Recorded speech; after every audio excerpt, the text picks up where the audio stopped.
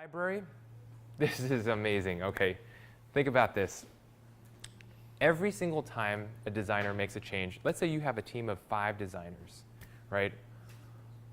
Slack, oh, where's that asset? Oh, let me upload it. Okay, here, let me, so upload to Slack, then they have to download from Slack, and then all of those assets now can be stored inside a library. And the cool thing about a library is it shares all of your assets, unlimited assets, any element from within your sketch file into this asset library. You can create categories within, and you can customize those categories so that you have different sections within your library. And you can also create multiple libraries. So let's say you have one project that you have a whole bunch of, like 100 assets that all of your designers should be referencing. You create one library for that. Everybody references that library, and it can be on a Dropbox account so that everybody shares the same library. And anytime a change is made to that library, that asset instantly gets pushed as a notification to everybody. They'll get an instant notification inside Sketch that says, you have a new change in your library. Do you want to sync? You hit yes, boom, it syncs. All of your assets are updated. And then if you have a template that you've created out of this, InVision will make it so that it goes across all of your assets in your design. But the sketch file should be saved within like a Dropbox? Not the sketch file, your library.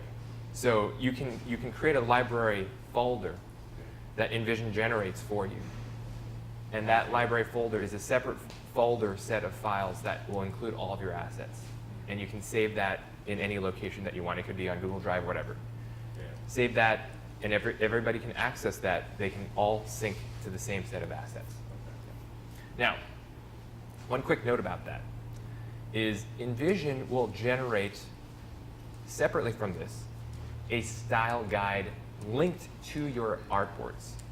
So you'll notice here that I've generated a style guide associated with all these artboards here. I'm gonna go ahead and uncheck this and zoom out here so you can see all of my artboards. Okay, now if I click this separate page, InVision has generated this style guide automatically for you, right? It's taken all the hex values that are the most popular hex values and made a color palette. It's taken all of my fonts from this file and placed them here available so I can see each of the different fonts, and it shows all of my text styles as well.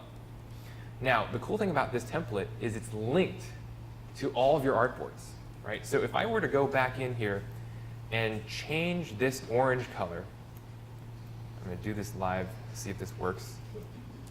I'm going to change this to, let's say, red, okay?